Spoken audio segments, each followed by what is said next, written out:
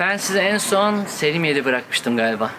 Selimiye'den döndüğümüz gün yağmurlu bir havayla dönmüştük. Ondan sonra da Bodrum'da neredeyse yağmur hiç eksik olmadı. Üstelik lodos fırtınalarıyla da hayatımız gerçekten olumsuz şekilde etkilendi. Eve kapandık. Kara şu anda çok kızgın durumda. Kızgın derken öfke değil. Ondan sonra hep böyle bir karanlıktı. Yağmur, fırtına. Dolayısıyla biraz içeri kapandık. 3-4 gündür de sobayı yakıyoruz artık. Yavaş yavaş kış, gerçi kışa girdik ama Bodrum'daki soğuklar, ayaz yavaş yavaş kendini göstermeye başlıyor. Gerçi bugün kuzeyden esmeye başladı, karayel esmeye başladı. Düne kadar hep lodostu. Bundan sonra hava artık iyiden iyiye soğur.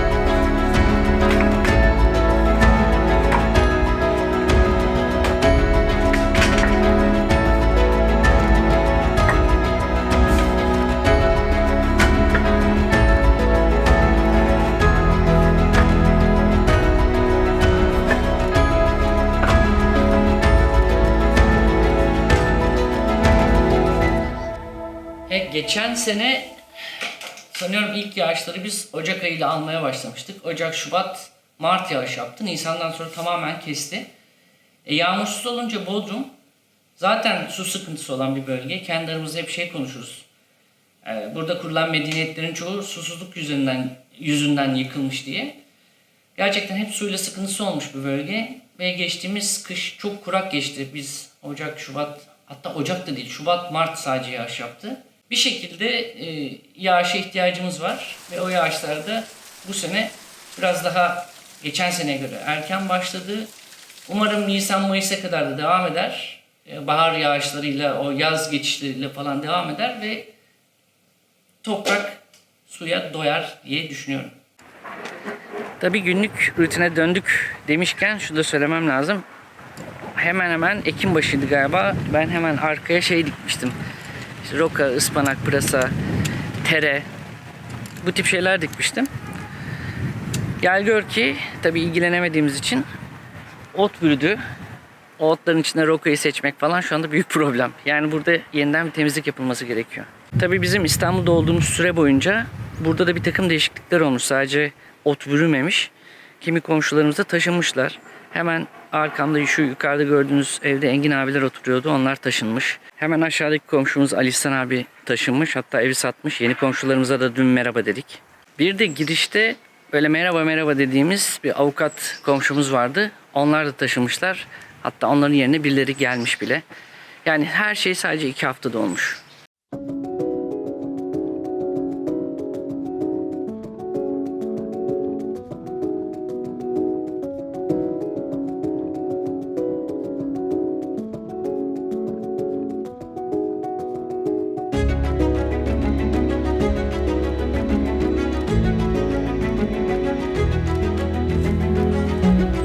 Tabii ben 2 hafta diyorum ama aslında bu değişim bir süredir devam ediyor işte ülkenin durumuyla alakalı.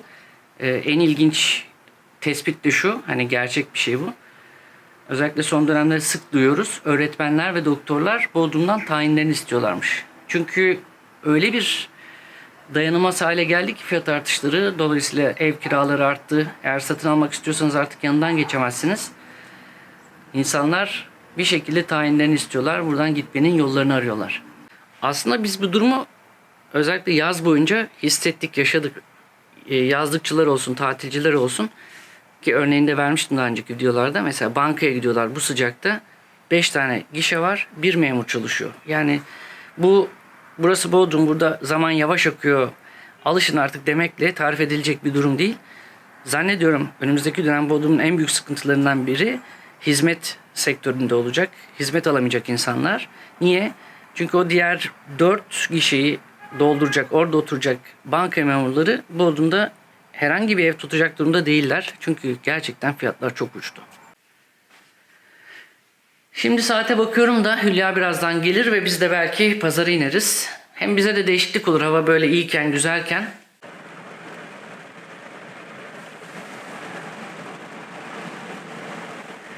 Hülya'yı bekliyorum ve şey yapacağım dedim ama hani yağmur yağmaz dedim ama az evvel büyük kamerayı kapattım ve yağmur başladı.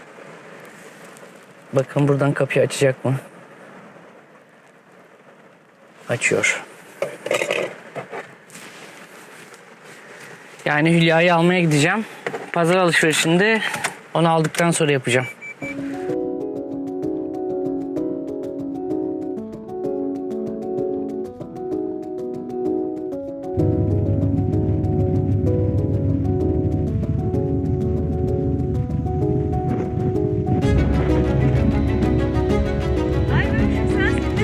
Evet benim.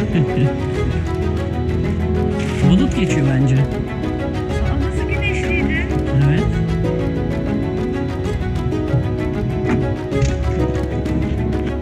Hoş geldin. Bonjour. Bonjour.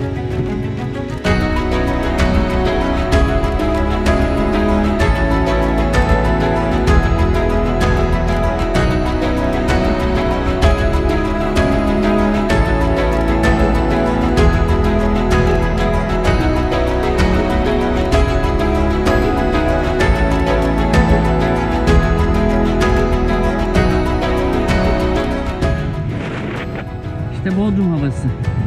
Demin bir sağanak geçti, şimdi günlük güneşlik.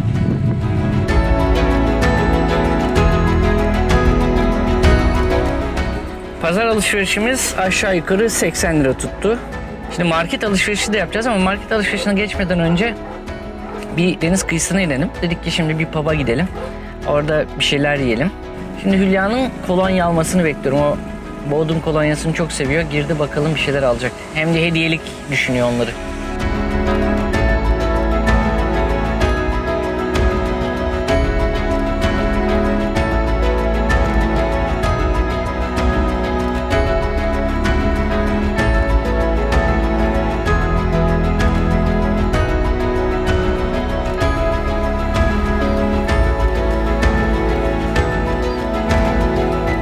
Renkler müthiş.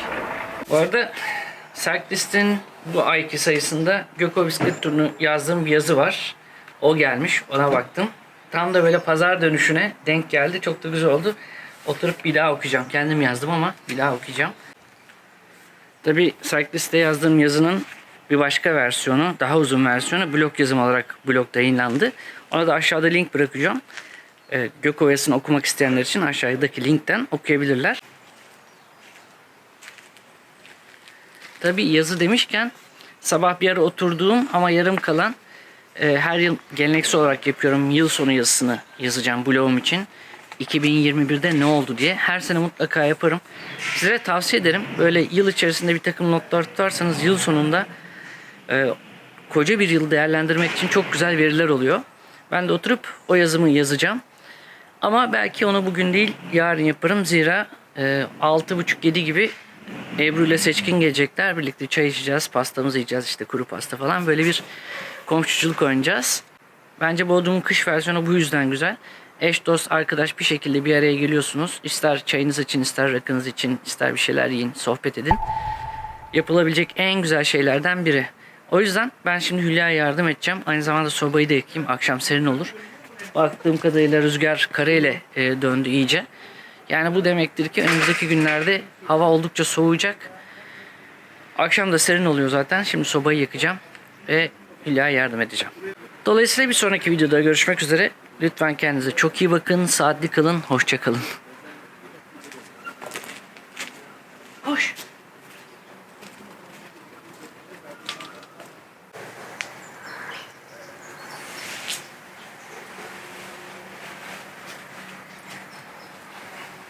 Gidip gelelim. Şey dedi Levent abi, istersen geçerken Hülya'yı Yeşilyurt'ta bırak, sen Muğla'ya gel direkt dedi. Ben çıkıyorum çünkü dedi şimdi. Öyle mi? Ha, Didem Yeşilyurt. Gidem Yeşilyurt'ta. Olabilir. Olabilir mi? Olur bence.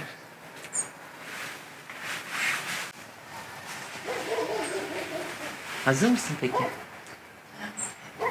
Tamam, ben de hazırım. Bugün Muğla'ya gidiyoruz. Zira Muğla Bisiklet Derneği'nin seçimleri var. Ben de orada üyesi olarak oyumu kullanacağım. O yüzden Muğla'da görüşmek üzere.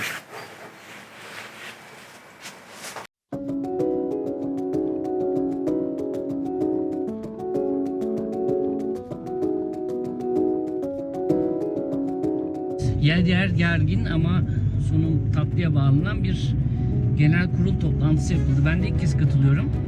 Yönetimde yedek listedeyim hatta. Saat 11'i geçe başladı. Herhalde aşağı yukarı 2 saat sürdü. Yani oradaki şeyleri, konuşmalar falan çok ilgi çekici gelmeyecektir video için en azından. Ama benim için güzel, eğlenceli, zaman zaman dediğim gibi gerildiğim falan bir buluşma oldu. Herkesin hayırlı olsun. Muğla Bisiklet Derneği yönetimi değişti, başkanı değişti.